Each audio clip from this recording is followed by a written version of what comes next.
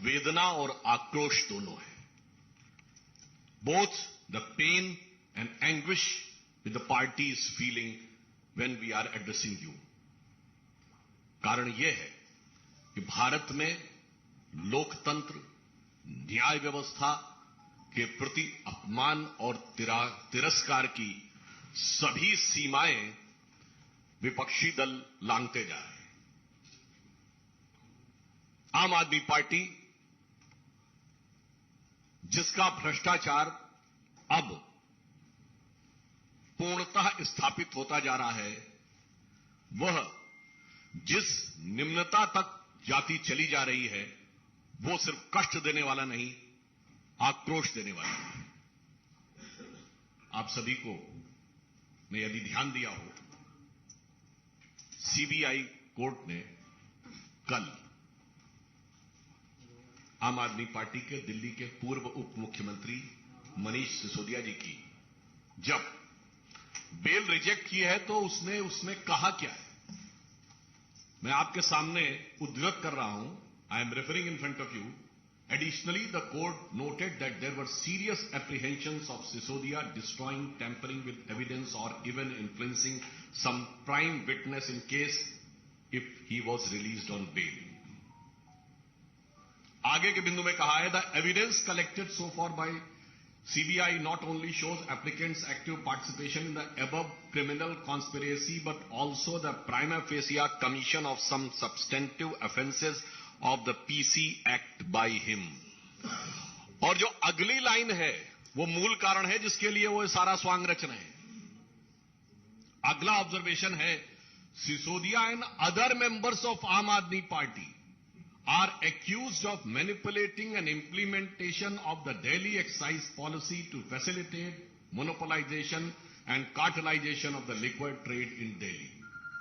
मतलब अब यह तथ्यों के साथ सामने आ रहा है कि सिर्फ श्री मनीष सिसोदिया नहीं, बल्कि आम आदमी पार्टी के अन्य लोग भी इस प्रकार से भ्रष्टाचार के द्वारा यह शराब नीति को प्रभावित करने के लिए जिम्मेदार थे। अब जो अपने को कट्टर ईमानदार कहते थे, वो अब भ्रष्टतम भ्रष्ट सिद्ध होते जा रहे हैं। इसलिए कोई ना कोई तो स्वांग रचना ही है। इसलिए यह विषय जिसको लेकर एक बार फिर उनको गुजरात में कोर्ट से फटकार लगी है, जो कि उनकी प्रवृत्ति के अनुरूप भी है। ये ऐसे व्यक्ति हैं जो एक नहीं अनेक बार कोर्ट के द्वारा डांट फटकार पा चुके हैं, माफी मांग चुके हैं। इसलिए विषय प्रधानमंत्री जी की डिग्री का नहीं था, विषय तो इनके भ्रष्टाचार का था। ये उसके ओट में उसे छुपाना चाहते थे और इसीलिए ये इस प्रकार का स्वांग रचना कि जो चीज पब्लिक डोमेन में है, जो चीज यूनिवर्सिटी की वेबसाइट पे है, उसे मांगने के लिए कोर्ट में जाना, तो ये सिर्फ कोर्ट का समय बर्बाद करना ही नहीं। मैं कोर्ट का ऑब्जर्वेशन आपके सामने पुनः उसका मेंशन कर रहा हूं। Further, despite the degree in question being put on the website of the petitioner university for all to see, despite this fact being made expressly clear with precision in the pleading before the court, and despite the respondent never disputing the degree in question either during the pendency of these proceedings or even during the final hearing, यानी जब यह प्रक्रिया न्यायालय में चल रही थी, ना आपने कभी उस विषय का संज्ञान लिया, ना कोई आपत्ति दर्ज की और ना अंतिम निर्णय के समय किसी प्रकार की आपत्ति दर्ज की। And the respondent number 2 has persisted with the matter. This is one more reason to impose cost on the petition. इसका मतलब यह हो गया कि आपने सिर्फ और सिर्फ अदालत का वक्त जाया करने के लिए संवैधानिक उपकरणों को दुरुपयोग करने की दृष्टि से आपने कार्य किया। मुझे ऐसा प्रतीत होता है कि आम आदमी पार्टी वो पार्टी है जिसने अद्भुत पॉलिसी दी थी, एक बोतल के बदले एक बोतल फ्री। एक नॉर्मल कहावत में प्रयोग होता है ना कि फ्री की रेवड़ी, पर यहां सबसे ज्यादा फ्री की रेवड़ी बेवड़ों को मिली थी। एक पौवे के बदले एक पौवा फ्री।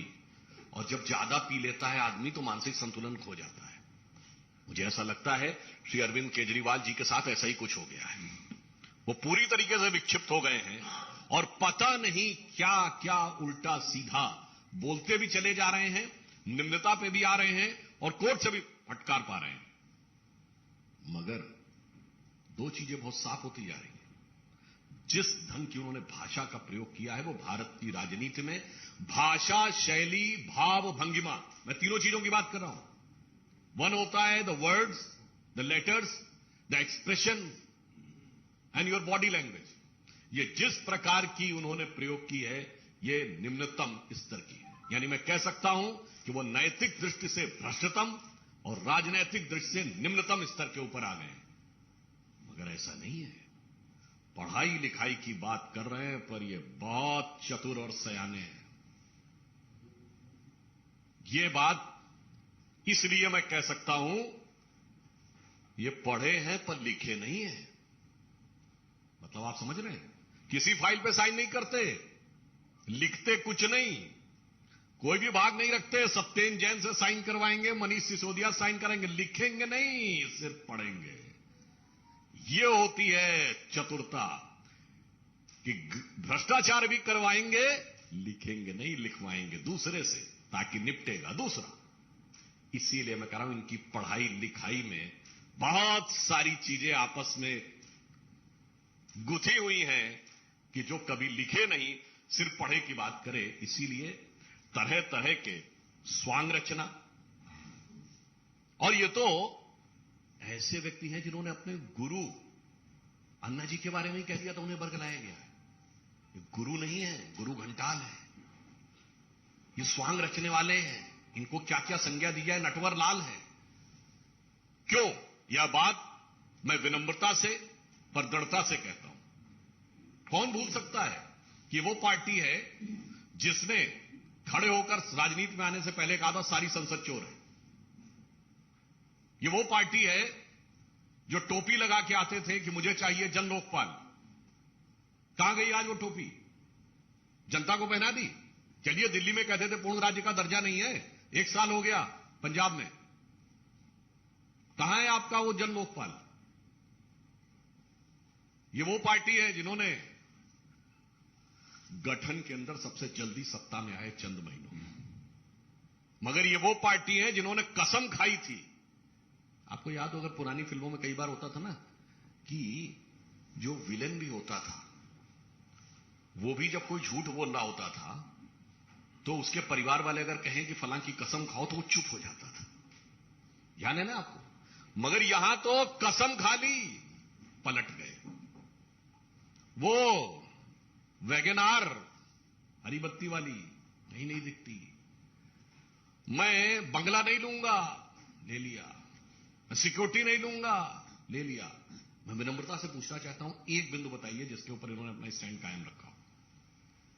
इसलिए हम लोगों इनके लिए इस प्रकार की बात कहते हैं कि ये बहुत ही बड़े स्वांग रचने वाले व्यक्तियों में से एक है। अब मैं एक बात करना चाहता हूं, एजुकेशन और पढ़ाई लिखाई की बात करते हैं। ये वही व्यक्ति है ना, तो आईआईटी ग्रेजुएट है। याद करिए जब देश में कोविड की सेकेंड लहर चरम पे थी, क्या बोले थे कि वैक्सीन सारी कंपनियों को क्यों नहीं दे देते, सब बनाने वैक्सीन का फॉर्मूला दे दे, बोले थे कि नहीं? अरे मान्यवर, आप आईआईटी के पढ़े हुए हैं, वैक्सीन का फॉर्मूला कोई चूरन है जो सब बना लेंगे? सब बनाने के अधिकृत हैं। अगर ऐसा ही होता तो उसी समय में अमेरिका जैसे देश ने पैरासिटामोल भारत से आयात की है। पैरासिटामोल जैसी फंडामेंटल तो वो आराम से मंगा सकते थे। ये होता है बरगलाना। ये वो पार्टी है जिसने अप्रैल 2021 में आकर, पढ़े लिखे होने की बात करते हैं ना, ये कहा कि बच्चों का वैक्सीन हमने विदेश भेज दिया, जबकि अप्रैल 2021 तक भारत तो क्या दुनिया में बच्चों का कोई वैक्सीन नहीं बना था। और किस मुद्दे के ऊपर? क्योंकि मेयर्स कॉन्फ्रेंस में चीफ मिनिस्टर के रूप में जाना चाहते थे। ऐसा नहीं है, ये पढ़े लिखे, जरूरत से ज्यादा पढ़े लिखे हैं। जिसे हम लोगों की तरफ एक कहा जाता है ना कि कुछ लोग ऐसे होते हैं ज्यादा पढ़ लिख जाएं तो वो प्रबुद्ध मूड हो जाते हैं।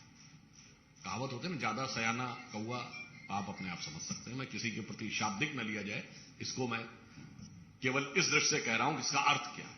बहुत समझदार हैं, बहुत चतुराई के साथ, बहुत चालाकी के साथ राजनीति को किस ढंग से निम्नता पर ले जाने का यह प्रयास कर रहे हैं। इस कारण से हम लोगों के मन में इस विषय पर आक्रोश है और हम साफ यह पूछना चाहते हैं कि केजरीवाल जी, आप इधर उधर की बात मत करिए। आप यह बताइए कि आप देश के इतिहास की पहली पार्टी हैं जिनके मंत्रियों ने जेल से रहकर सरकार चलाई है। 7 लोगों के मंत्रिमंडल में 2 लोग जेल में, और भिन्न भिन्न आरोपों में पिछले 8-10 वर्षों में कितने ही मंत्री इनके बर्खास्त हो जेल में जा चुके हैं। और उसके बाद जिस प्रकार के व्यक्तिगत आक्षेप की भाषा आप प्रयोग करते हैं प्रधानमंत्री श्री नरेंद्र मोदी जी के लिए, तो मैं यह पंक्ति कहना चाहूंगा उनके लिए कि ध्यान से सुनिए। बहुत बड़बोले आप होंगे, मगर बड़बोलेपन से कुछ हासिल नहीं होने वाला। बहुत निम्नतम स्तर तक आ रहे हैं, ना उस निम्नता से कुछ हासिल होने वाला। बहुत निर्लज्जता आप दिखा रहे हैं, ना निर्लज्जता से कुछ हासिल होने वाला। रहीम दास का दोहा है, बड़े बड़ाई ना करें, बड़े न बोलें बोल, रहीमन हीरा कब कहे लाख टका मेरा मोल। तो जिसके अंदर श्रेष्ठता, विराटता और योग्यता होती है, वो हीरे की तरह वैसे ही चमकता हुआ दिखाई पड़ता है, जैसे हमारे आदरणीय प्रधानमंत्री श्री नरेंद्र मोदी जी लोगों की आंख के आकर्षण बनके। और ये वो है, इनके लिए क्या युक्ति लागू होती है। संस्कृत का एक सुभाषित है, यस्य नास्ति स्वयं प्रज्ञा शास्त्रम तस्य करोति किम, लोचनाभ्याम विहीनस्य दर्पणम किम करिष्यति। इसका मतलब होता है, जो इन्होंने डिग्री की बात कही उसके ऊपर कहना चाहता हूं, जिसकी अपनी बुद्धि ना हो या बुद्धि कुंद हो गई हो, उसको कितना भी समझा दो समझ में नहीं आ सकता। वैसे ही जैसे जिसकी आंखें बंद हो या आंखें ना हो, कितना भी दर्पण दिखाइए उसे कुछ दिखाई नहीं पड़ सकता।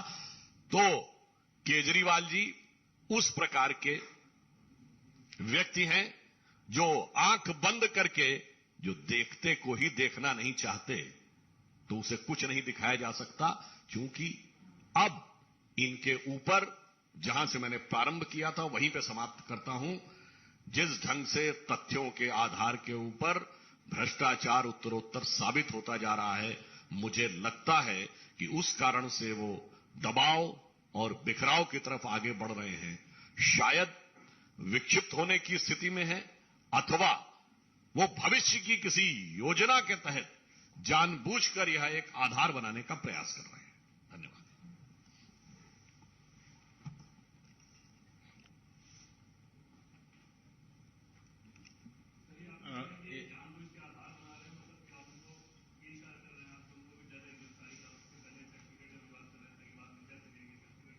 कई संभावनाएं हो सकती हैं, क्योंकि जिस प्रकार से जांच में उत्तरोत्तर चीजें सामने आ रही हैं, तो हो सकता है कि भाई जिसने किया होता है कुछ, तो उसे तो पता होता ना कि मैंने क्या किया है। जैसे जब परीक्षा का समय चूंकि चल रहा है, इसलिए याद दिलाना चाहता हूं कि जब फ्लाइंग स्क्वाड आता है सचल दस्ता निरीक्षण करने, तो जिस बच्चे ने अपने पास पुर्ची रखी हुई होती है उसे पता होता है, तो कई बार वो पहले से भी विलाप करना या प्रलाप करना शुरू कर सकता है, क्योंकि उसे पता होता है कि जब मेरी बारी आएगी तो मेरे पास से वो पर्ची बरामद हो जाएगी।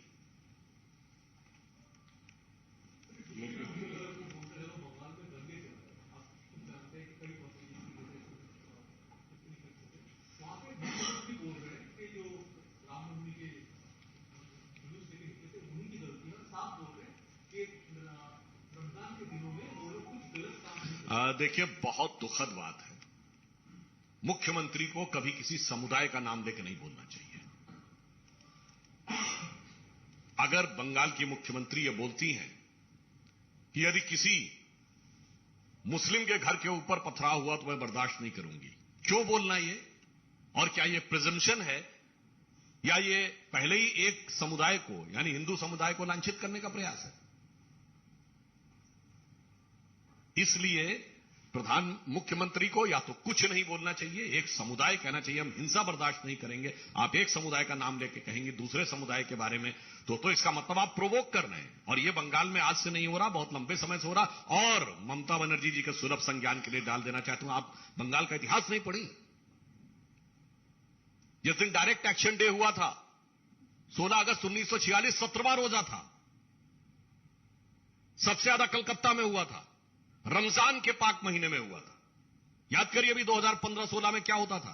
हमारी सेनाएं कश्मीर में सीज फायर करती थी और आतंकवादी हमले होते थे।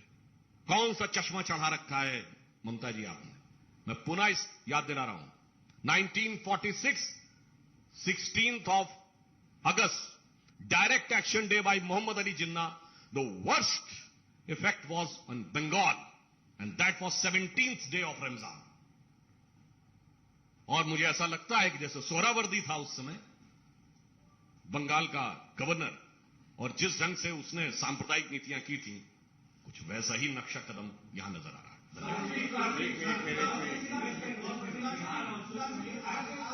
आज बिहार में अमित शाह जी का दौरा है, सासाराम भी जाना था, लेकिन वहां पर हिंसा की वजह से, रामनवमी की हिंसा की वजह से वो नहीं जा पाए। बीजेपी नेताओं का आरोप है कि वो जानबूझकर कराया गया क्योंकि उनका आज सासाराम में दौरा। देखिए, जिस ढंग की दुखद घटनाएं हो रही हैं, तो कहीं ना कहीं इनमें बहुत सारा संदेह की संभावना है। और जब जांच होगी तो ऐसे फैक्ट सामने आएंगे कि ये घटनाएं स्वतः स्फूर्त थी या योजनाबद्ध थी, और योजना थी तो किस कारण से थी। सर, एक प्रश्न है।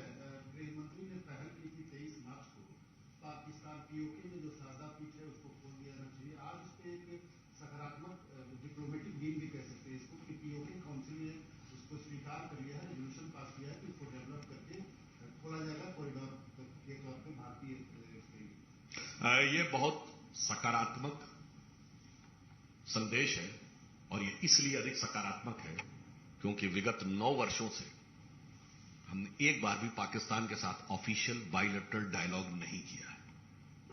ये भारत के इतिहास के 75 साल में एकमात्र 9 साल है जब हमने कोई औपचारिक द्विपक्षीय वार्ता नहीं की है। इसके बावजूद यदि सकारात्मक संकेत आ रहा है, तो मुझे लगता है जो लोग हमारी सरकार की और प्रधानमंत्री श्री नरेंद्र मोदी जी के प्रति कितना भी विश्वमन करते हैं, उन्हें देखना चाहिए कि अमृत काल में अमृत की छींटें दिख रही हैं।